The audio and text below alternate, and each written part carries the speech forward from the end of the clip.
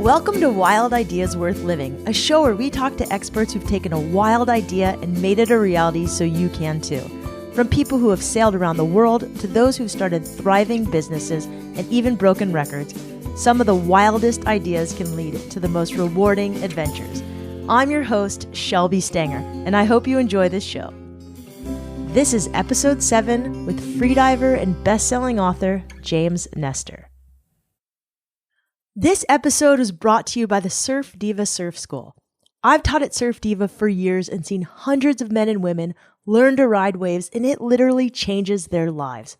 If you go to surfdiva.com and book a lesson online or on the phone, tell them the code WILDIDEAS, you'll get a $10 gift card to use towards your next lesson or in store. This episode was also brought to you by Graced by Grit. I love this female-owned brand because they're all about helping women cultivate their grit to find their grace. They also make kick-ass activewear clothes. I can literally go running in my yoga pants from Graced by Grit, throw them in a ball, wear them the next day, and they still look great. And they fit amazing, which is always important when you're running and doing yoga and all sorts of active activities, living wildly.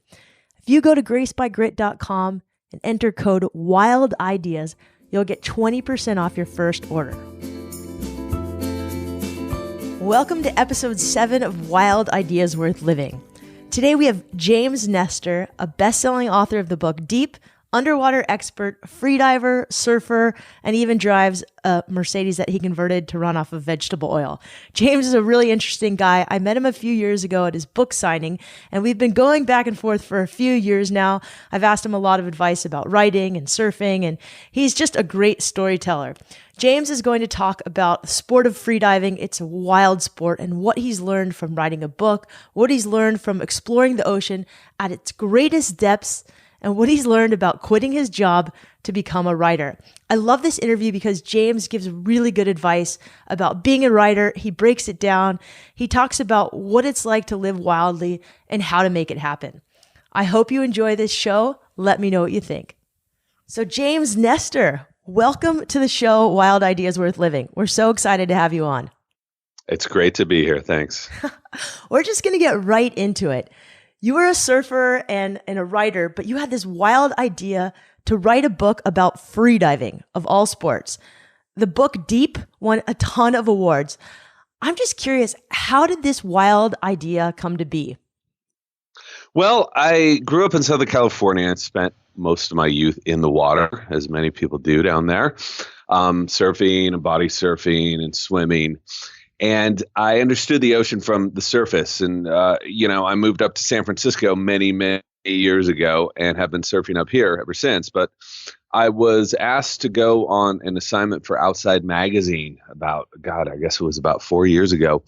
And they wanted me to check out something called the World Freediving Championship. I'd never seen anyone freedive before, had never done it myself, didn't know much about it. So I showed up in Greece. Went out on this little boat to the freediving competition site, which was about a mile off the coast of Kalamata Harbor, and watched these insane people take a single breath of air and descend down around 300 feet and come back to the surface semi-conscious. Some of them made it. Some of them did not. By did not, I mean, they came up with blood on their faces, gasping for air. One guy was temporarily dead. So it was completely mystifying on a number of levels that these people had honed their bodies to be able to do such an extraordinary thing. It was also mystifying that they were just using this ability to dive up and down a rope with their eyes closed. So I had pretty mixed feelings about freediving, but luckily I met some more philosophical freedivers at the competition who said, this is all bullshit. You need to go see the real freediving. Meet me out in Reunion Island in a couple of weeks. And so that's when my journey really started. It was just random. A door opened and I went in, and next thing I know, I'm on Shelby Stanger's podcast. So there you go. How did you just say my name? That was so funny. Wow. It's not Stranger, is it? It's I always not. called It's you not Stranger. Stranger. It's Shelby Stanger. You're so funny. Okay. So freediving. What about freediving really lured you in? Because you freedive now, right?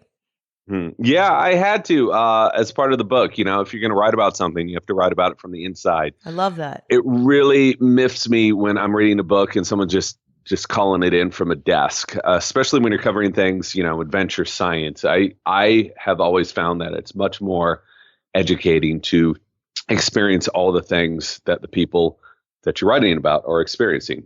That's really the only way to get inside of the story. So after watching these guys communing with all of these amazing marine mammals from the deck of a boat over months and months and months, they finally said, hey, you need to try this. It's not some death-defying thing. You're not going to come up with blood all over your face. You're not going to die. Freediving can be a very nurturing, meditative practice. If you just listen to your body, don't pay attention to your watch, don't pay attention to how deep you're going, how long you're under the water, any of that competition. Just listen to your body. Your body knows when it needs to breathe. It's that easy.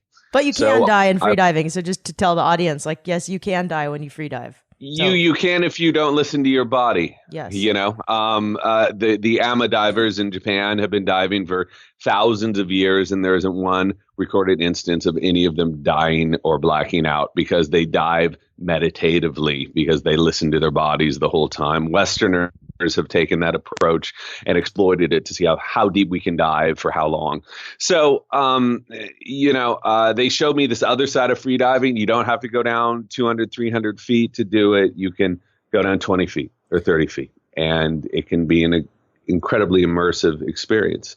And that's the sort of freediving I focused on in the book. That's the sort of freediving I do now and will continue to do as long as I possibly can. So I want to go back to these AMA divers because that was one of the most exciting parts about the book for me. Those were the female Japanese divers. Is that correct?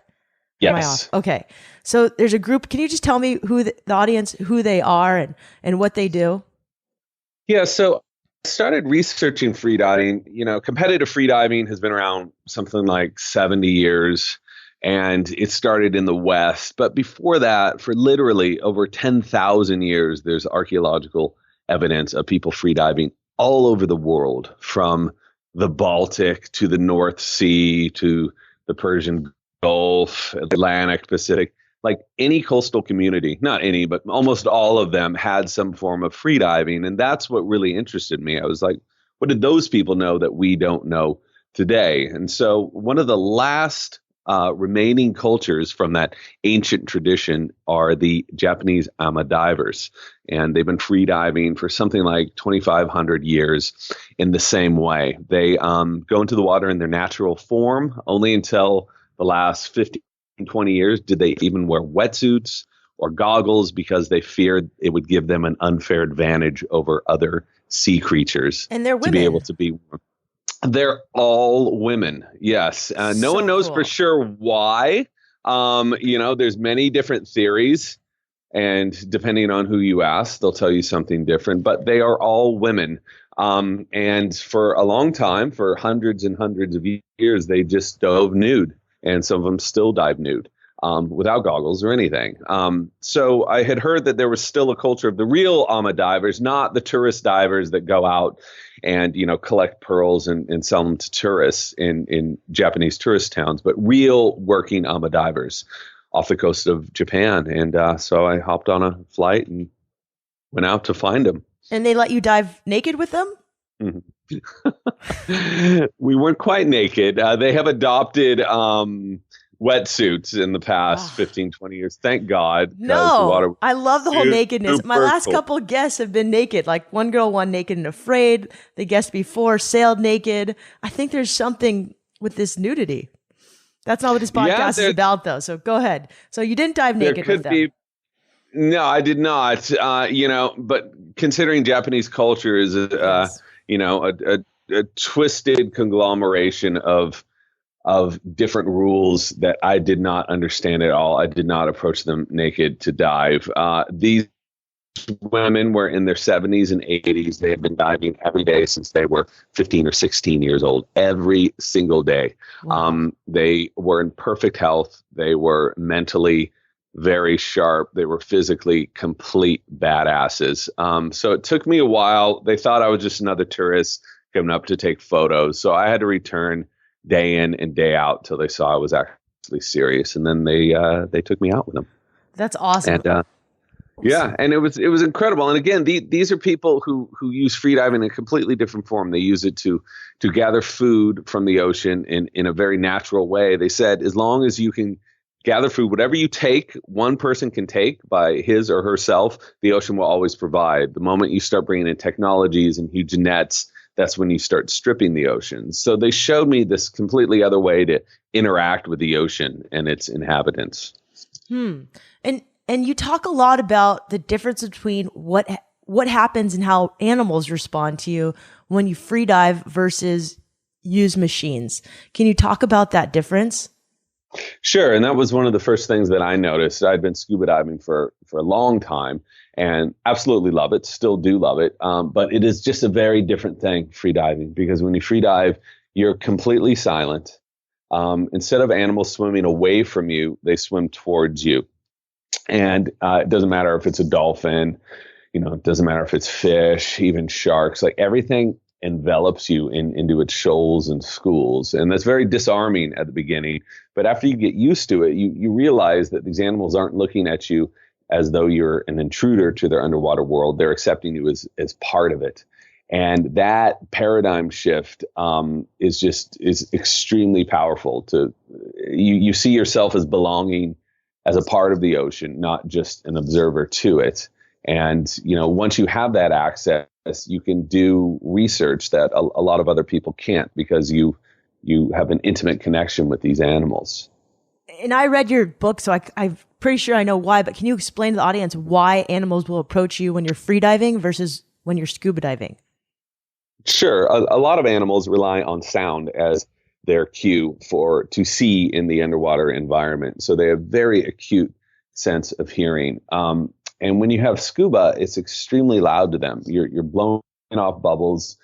It's very disturbing to them. Also, marine mammals usually blow bubbles as a sign of aggression. If you look at what dolphins do, especially if they're pissed off and they come up to you, they'll blow bubbles through their blowholes. And so when they see someone wreathed in all these metal attachments who's extremely loud and is blowing bubbles, it's a real turnoff to a lot of animals, and they swim the other way. One freediving instructor told me scuba diving is like, driving an SUV with the air conditioning on, blasting music through the wilderness and trying to, experience a forest like that. I think that's a little extreme. I still love scuba diving, but in some ways, I do agree with them. And once you free dive, you understand the meditative, peaceful feeling, and you see that reflected in the other animals around you and how they accept you. Wow. So I'm only going to ask you one more question about free diving, but I'm just fascinated by it. And some of my audience has experience with it. Some has none. Many of them have none. A lot of people don't know a lot about free diving. What happens to your body physiologically when you free dive? I specifically want to know about your heart rate, and what are the things that seem to defy what, conventional thought would think about what happens when you dive? Yeah, I'll give you the truncated version of this. But what happens when you dive is one of the most powerful physical transformations you can naturally experience. It starts at the surface. The moment you put your face in the water, your blood is going to start rushing from your extremities to your core. Your heart rate's going to lower around 20%, 25% of its normal resting rate. All of these things allow you to stay underwater longer and to hold your breath longer than you would be able to on land in dry air. And the deeper you go, the more these reflexes, called the mammalian dive reflexes, compound and grow more pronounced. So, for instance, at around 100 feet, you're around 3 atmospheres down. Blood is going to start pouring from your extremities to protect your organs. Your lungs are going to fill up with plasma to protect themselves from collapsing. One guy measured his lungs, his chest at around 47 inches at the surface. By the time he was at around 250 feet, it was around 23 inches. So you see the stresses, the extreme stresses that underwater pressure is putting on your body. But what's amazing is your body has these natural defenses, these reactions to combat those stresses. And these reflexes aren't learned. Each of us have them within our bodies. If you put a newborn baby into water, it will naturally, most of the time, go underwater, hold its breath comfortably for around 45 seconds, open its eyes, and begin breaststroking. So this is part of who we are. We're meant to be in the water. We're meant to be deep within it. And these mammalian dive reflexes just reflect that. And it's that connection to the ocean that really convinced me that there was something more than just a magazine article in this, that there was a book to explore this completely other side of freediving, this connection we all have with the ocean, and how we can access that. Each of us can access that and learn more about ourselves and the planet we live on.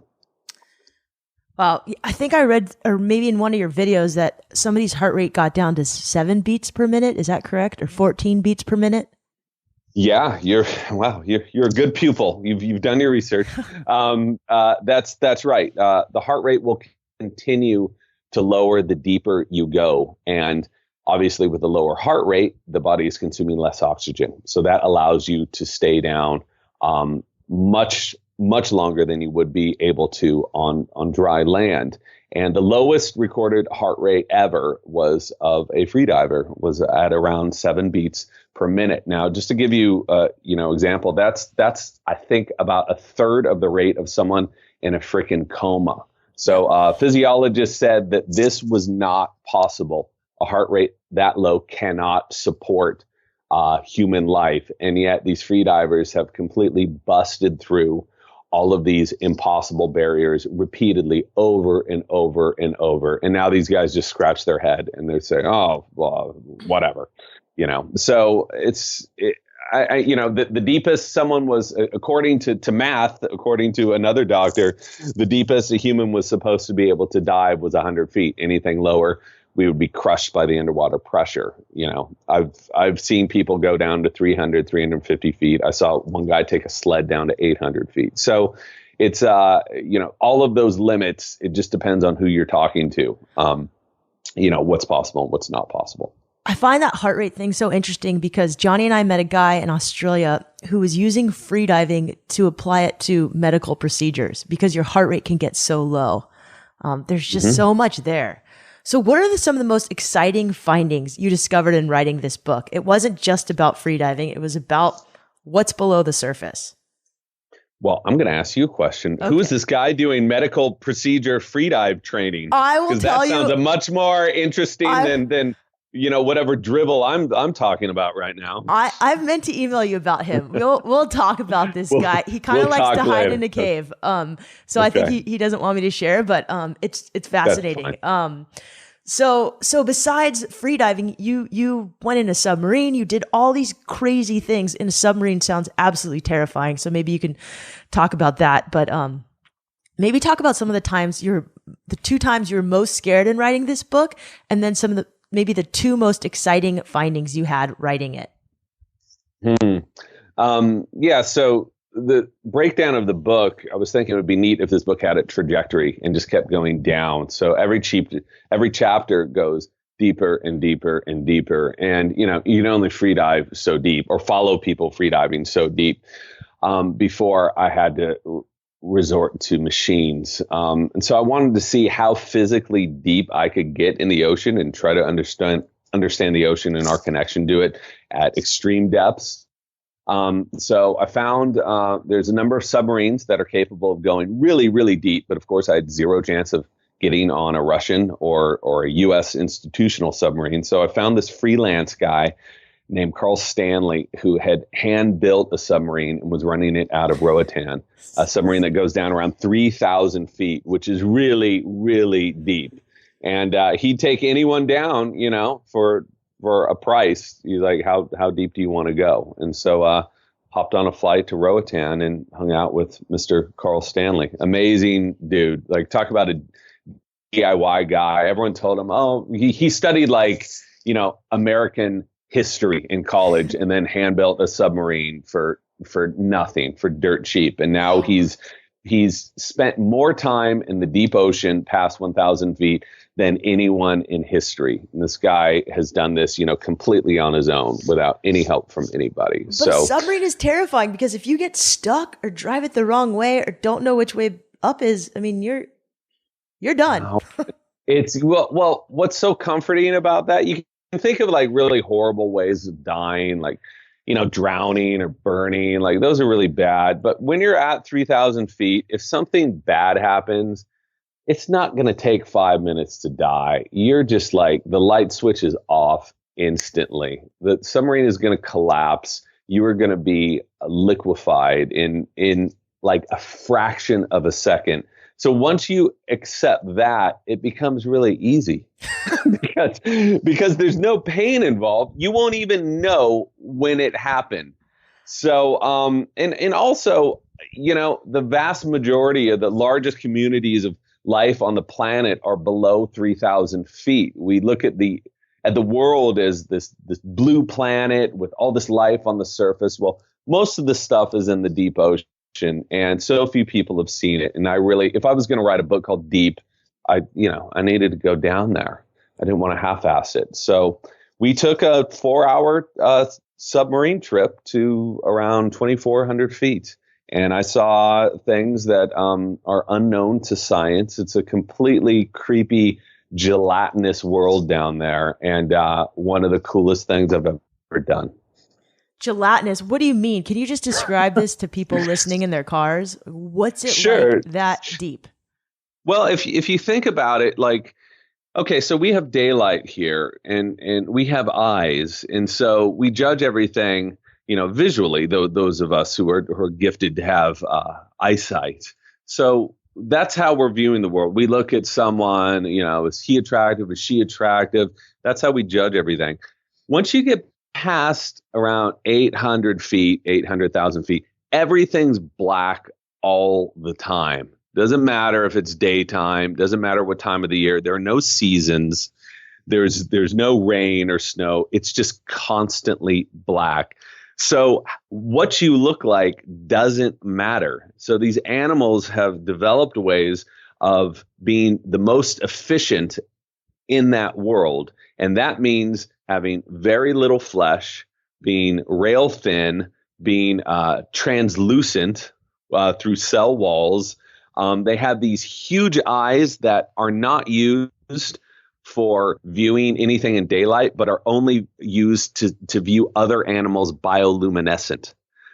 So bioluminescence is that's the natural production of light from animals. So their eyes are only used for bioluminescence. So these things look absolutely insane, so creepy. But then again, who cares? Because they never have a flashlight or a spotlight shined on them. Like, aesthetics don't matter down there. There's a joke about being shallow and deep with these animals, but well, come on, you can't bait me like that. Come on. Okay. I could ask you a million questions about your book, Deep.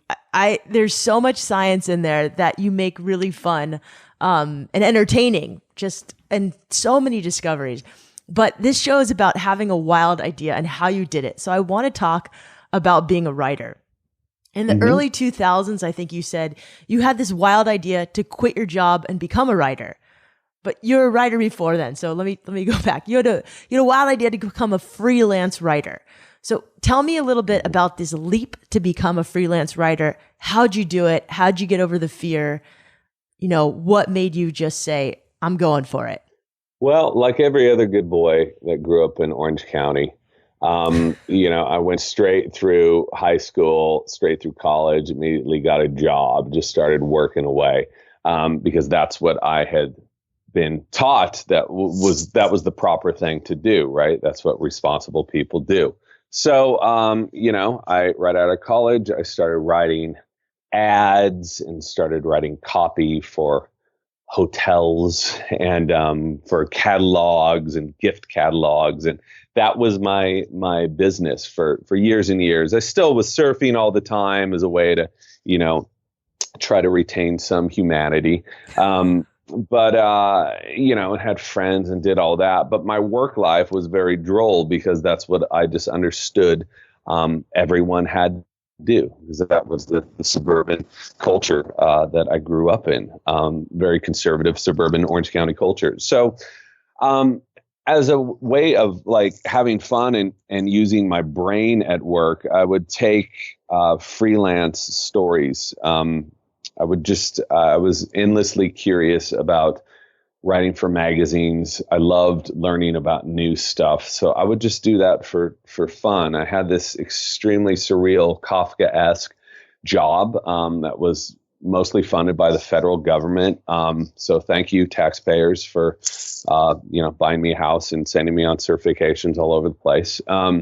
But it was also completely soul sucking. It was very easy, had all the luxuries, month of vacation and all that. But, after a couple of years there, I was like, what do I really want on my tombstone? That I sort of half-assed it, or that I, pursued something that was my true love in life. So as the magazine stories started piling up and I started getting better at writing those, I, sort of had to confront myself and say, if I'm not going to do it at this time, when am I going to do it? I'm going to end up, still being at this place when I'm 70 and then retiring, and that's the end of it. So I finally cut the cord, and it was super scary the first couple of years, because if, like many people out there, once you're used to collecting a paycheck every 2 weeks and relying on that, when that paycheck stops coming and you start working as a freelancer, it's really feast or famine. You're either way too busy and you're getting paid, or you have zero work and you don't know where the next paycheck is coming. So it takes a really long time. It took me a long time to acclimate to that new kind of lifestyle. Luckily, surfing's pretty cheap, so I just pared down my lifestyle and just sort of hunkered down. But it was by far the best decision I ever made. And I shudder to think where I'd be if I had just stayed in that job, sort of half-assing my way through every day. I love listening to your story, because I was also in a job in Orange County that was so hard to quit to become a freelance writer. And people think being a freelancer is glorious. And it is at times, but you've also broken down the process of writing to me in a very real way. Can you just demystify the whole freelance life and just talk a little bit about the hardest parts of the job? Sure. I think that a lot of people, or at least a lot of people who I've known that will remain nameless right now, who have the luxury of just writing when they want. These are the people who get writer's block, who are uninspired, who blame other, circumstances for not writing. But it's really amazing what happens to writer's block when you have a deadline. Mm-hmm. It's like, I've never, ever had writer's block, because I can't afford to, because you have to deliver stuff on time. So, writing for oneself and freelancing for a, job is, people think it's just free form. That's where the word freelancing is sort of misleading, that you can just do whatever you want and everything's cool and shaka bra and all that. But it's you have to be completely disciplined in the way you approach this stuff. And that doesn't mean you have to work 9 to 5. Maybe you can go out and surf or screw around in the day, but that does mean that when it's on, you're putting in 10, 12 hours a day. You're not, Saturdays are the same as Tuesdays. Sundays are the same as Fridays. There are no weekends. Everything is in flux. And having come from something so rigid, and understanding that, weeks where there's a time to play, there's a time to work, that was a hard thing for me to sort of get into the groove of that. But now that I'm in that, if this sounds so cliched, I'm going to say it anyway. But once you're doing something that you really love to do, that you look forward to doing, it just doesn't feel like work. So I'm constantly, quote unquote, working, but this is what I love to do. And this is what I'd be doing recreationally anyway. So those two have completely merged into one another, which I guess is, what it's all about.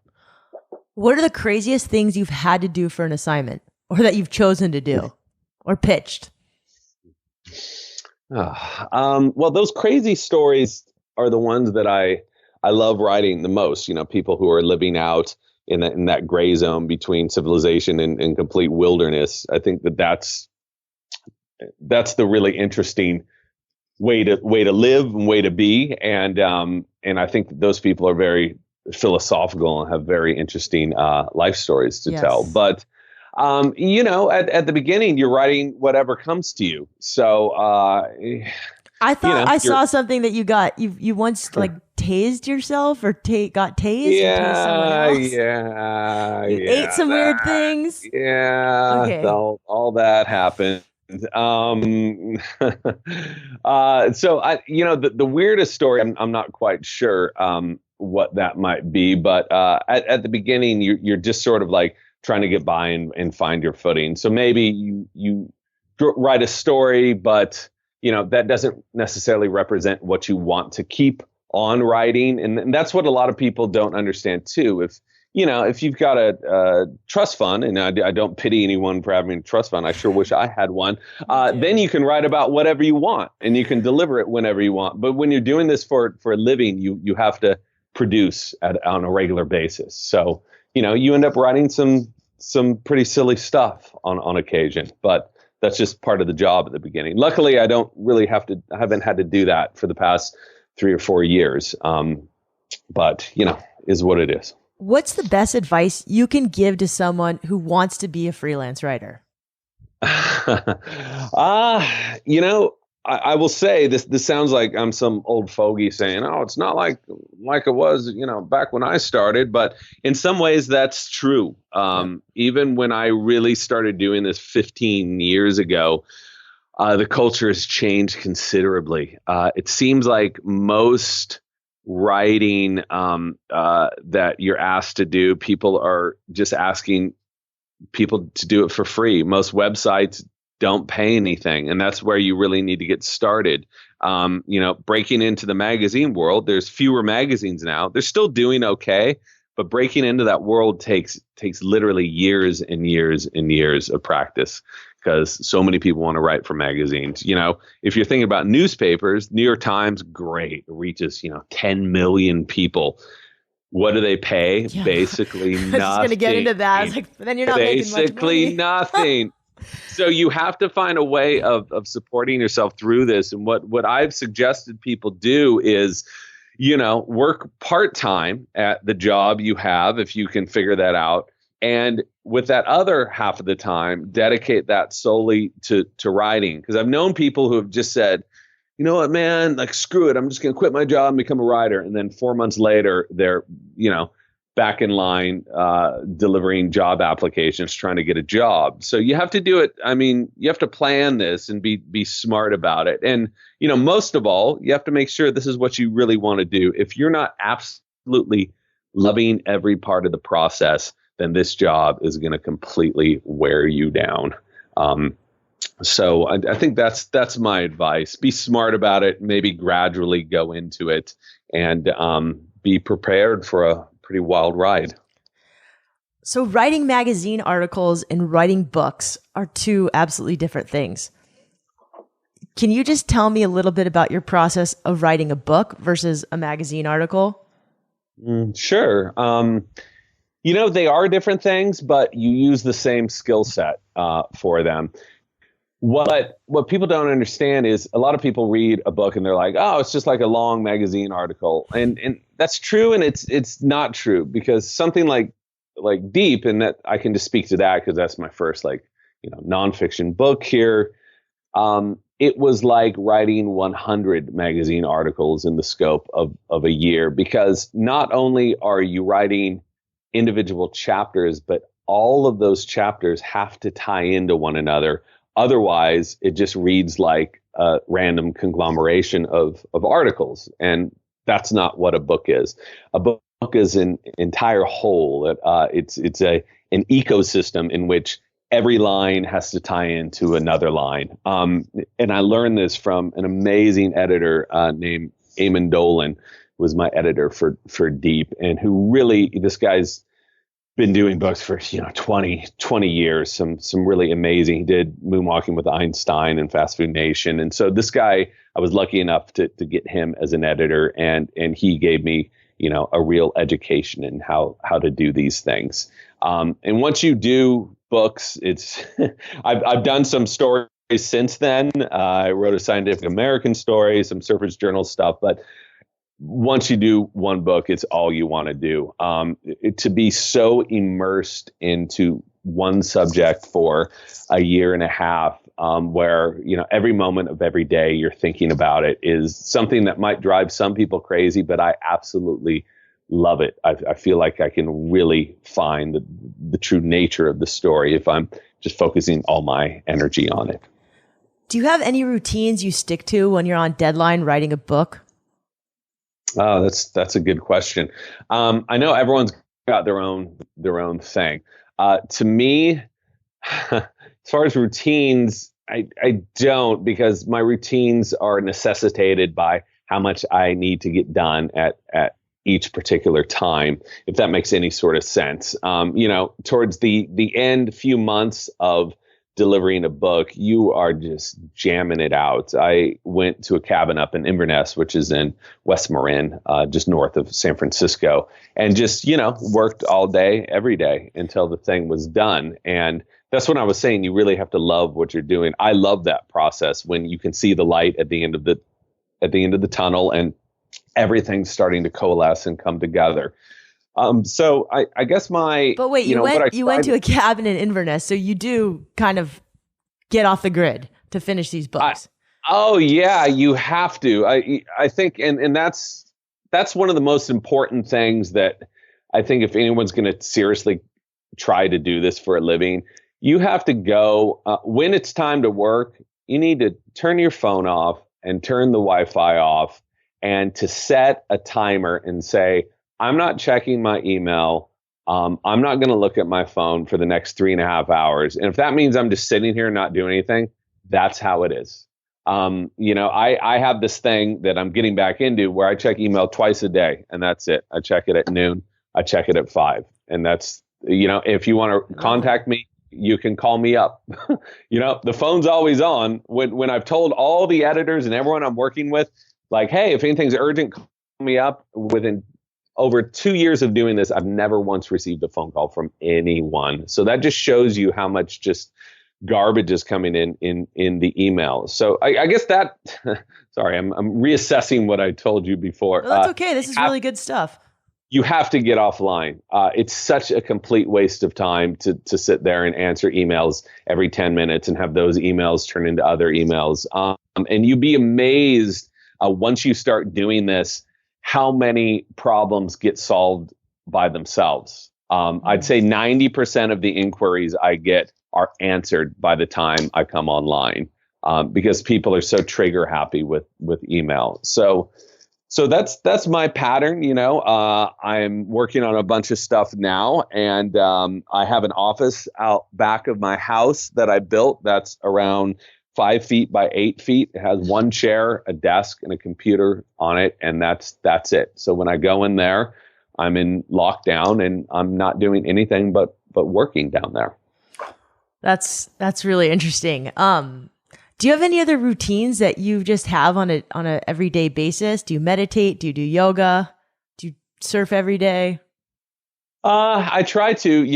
The surf up in San Francisco can suck for, I won't say it sucks all the time. Like, what about Ocean Beach? Last few weeks have been pretty amazing, but the previous 3 or 4 months have been absolutely awful. So I just exercise when I can. It's never a consistent thing. I don't go at noon. I'm, at the gym doing stuff. So I do like martial arts. I do yoga sometimes, not enough, and I surf, and I'm on my bike all the time. So, but at no particular time. Like sometimes I work at night, sometimes I work in the day. I just I know I'll get the stuff that I need to get done because I've been doing this for 10 years. I'm not going to flake out and procrastinate and say, oh, I don't feel like it. I know I'll get it done. So I just sort of allow myself to do what needs to be done throughout the day and evening. And everything is just sort of in flux the whole time. But I really love that. So it just beats having a really stringent schedule. At least that works for me. Might not work for other people. So this is a little off topic, but your first book I bought was about getting high. It was called Get High Now. Without drugs. Without drugs. Exactly. Without drugs, which I love because I don't use drugs. So not the 420 way, a natural high. Can you just tell me your favorite ways to get high without drugs? Oh man, where did you find that thing? I'm going to give you a little bit. I know, and it's still selling. Let me give you a little background about this book, though. Okay. My uncle was this real Hollywood business guy, successful dude, collector. He did, was really tuned in with the psychedelic scene in the 60s and the 70s. And when he passed away, this was 10 years ago or so, he had this house in the Hollywood Hills just filled with shit. And I found all of these notes on these crazy meditations and breath work stuff and yoga stuff that he was experimenting in the 60s and 70s. And I took these notes back. I was just totally fascinated with it, put it on my coffee table, and a friend came over and she was reading them. She's like, you totally have to do a book on this. Just sort of take these and do a book. And I was like, I don't really want to do that. She's like, no, I know the people at Chronicle Books. Here, we're going to set this up. So I wrote a proposal in about 3 hours, sent it to them, and to my disbelief and horror, they said absolutely. That does not happen, readers usually or listeners, for normal book proposals. That's incredible. But what was interesting about this was that I told them, I said, hey, this isn't just going to be some hokey, stupid thing. What I'm going to require each and every entry to have is real science behind all of this stuff. Because it's one thing to pick up a book and be like, oh, that's cool, huh? That's kind of funny. But if there isn't a sort of kernel of knowledge being passed from the writer to the reader, then I would feel like I totally failed. So I took this pretty crazy subject and really baked it in a ton of real science and worked with a bunch of, physicists and doctors to make sure all the science checked out. So that was the book. That was my first foray into publishing. It came out in 2009. It's come out in German and Russian, and I still get insane emails from people about that. So yeah, that's it. So maybe we can just talk a quick one, but really quickly about breathing. Can we talk a little bit about that? Am I giving anything away? Okay, I'll let you talk. Yeah. I might know too much. Well, when I was doing all of the freediving research, I was learning how these people had used breath to do this incredible, to dive to incredible depths. And you can only hold your breath for 12 minutes if you learn how to breathe properly. So I kept asking them, I said, what's the benefit of doing this on dry land for people who don't want to hold their breath for 12 minutes, who don't want to dive down to 300 feet? And I found some absolutely incredible stuff of how almost everything we know about breathing and pulmonology is being upended right now by a bunch of new crazy research, and how simply breathing can affect your weight. It's the number one marker to determine longevity. It can also profoundly affect your health, and we're doing it completely wrong right now. And the history of how we've learned to do this wrong, and how much of this our breathing has been, our bad and negative breathing has been influenced by the pharmaceutical industry, especially the asthma industry, really sort of piqued my interest, so to speak. So I've been exploring that quite a bit lately.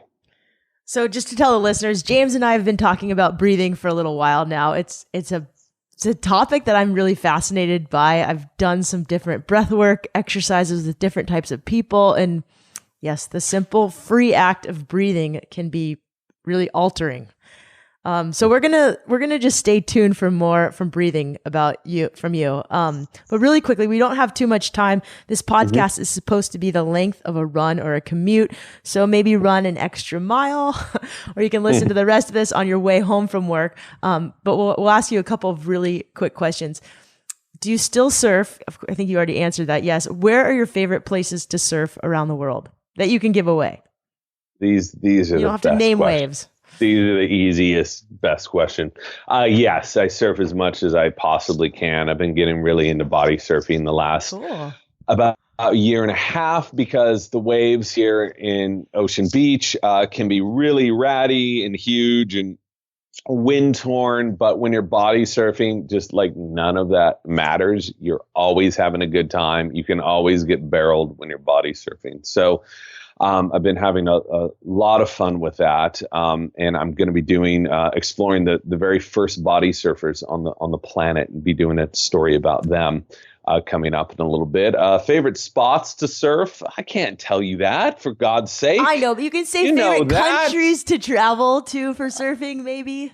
Oh, I'll tell you a story. I don't know if it's one of my favorite spots, but it was certainly an amazing spot. So when I was in Kalamata, Greece, I watched this guy like die for 2 minutes and get resuscitated. The next day was a day off from the freediving competition. And I was just like, damn, I need to get away from this thing and away from these insane people and like go somewhere. So I got in a car, rented a car, and just drove west. And I ended up I kid you not, there was no planning here. There were no maps, no anything. I end up at this beach and I see the surf shack on this beach and there are waves in Greece and people are surfing on them. It was one of the most creepy things. So I get out, these guys give me some boards, me and a couple other friends, they gave us boards and we sat there and surfed for 3 hours. In Greece, and then went out and had dinner. And I still know these guys. I'm still in contact with them. So I won't say that's the best place in the world to surf, Greece, but it was certainly one of the most inspiring and wonderful surprises that I've had surfing ever. To know that this culture persists around the world. It's in Greece of all places, and that there is, it sort of had the old friendly vibe, what I imagine surfing was like in the 60s, where these people took me into their community, ended up hanging out with them.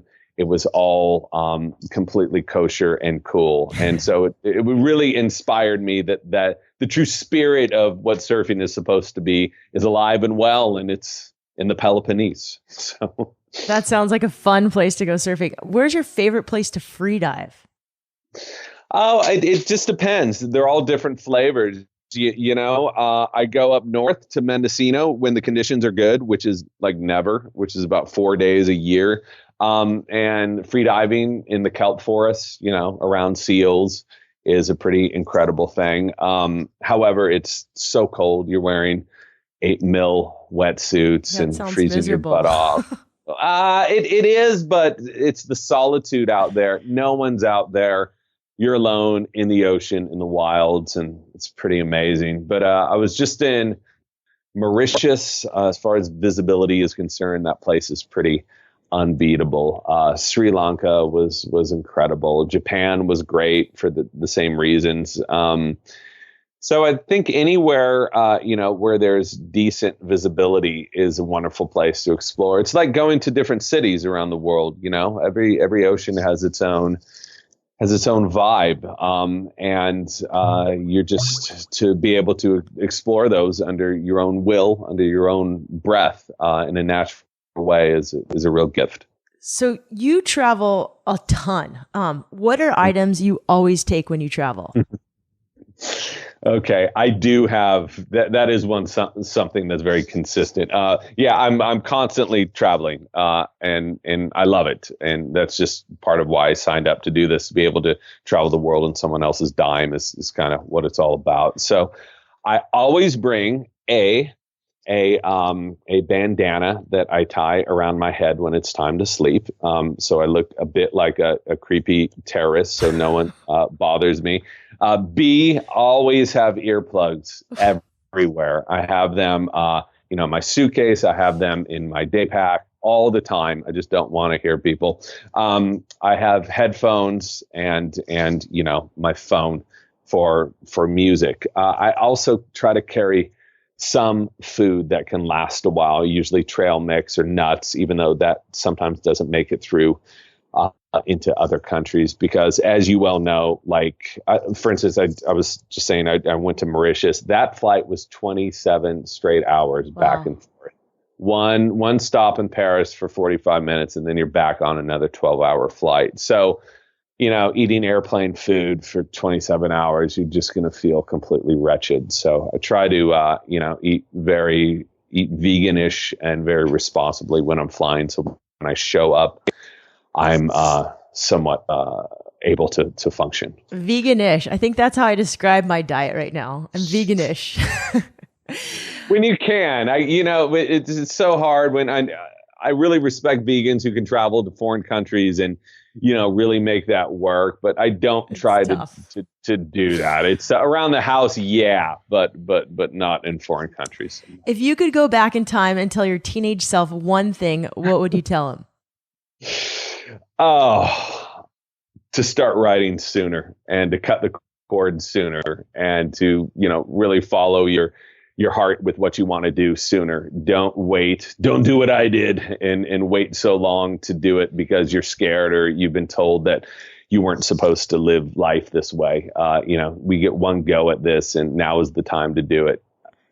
So I guess that's what I would tell myself. That's good advice. If you could fly an eco-friendly plane around the sky and it could read one message to the world, let's change this. If you could drive so James has a converted Mercedes that runs off of vegetable oil. So if your Mercedes could drive around the entire world, even over water, and it could have a banner plastered over it that said one message to the world, what would it say? Just be cool. Just be cool. That's not going to translate well in Spanish, but okay. Yes. No, I mean, there's so many smart ass things. I was very tempted to say there, but considering the current political environment, I think that the key to living together is just to chill the hell out and just be cool to one another, and hopefully we'll be fine. I like that advice. What's the best gift you've ever been given? Oh man. I don't know. I actually have no answer for that.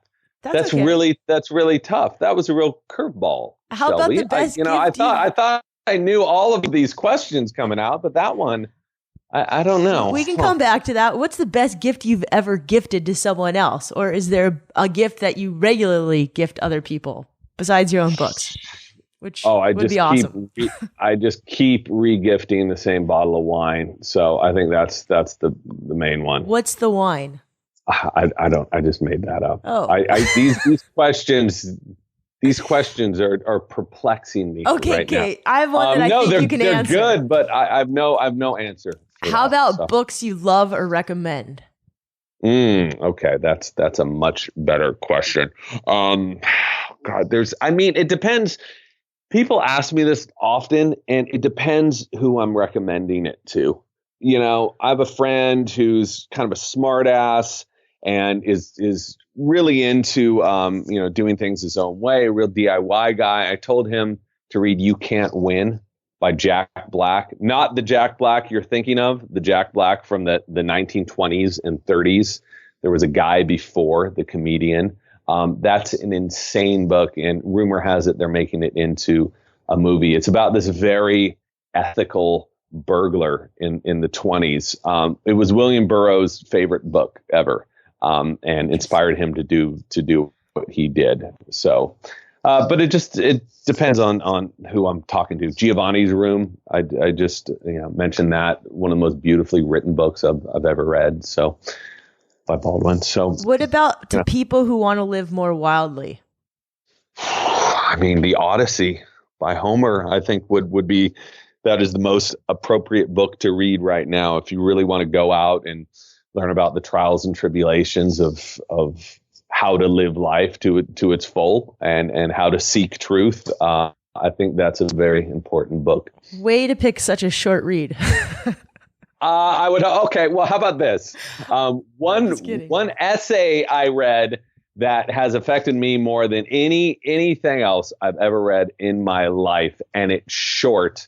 You just have to get through the first page, people, is go download Self-Reliance by Emerson right now. Yes. Ralph Waldo Emerson.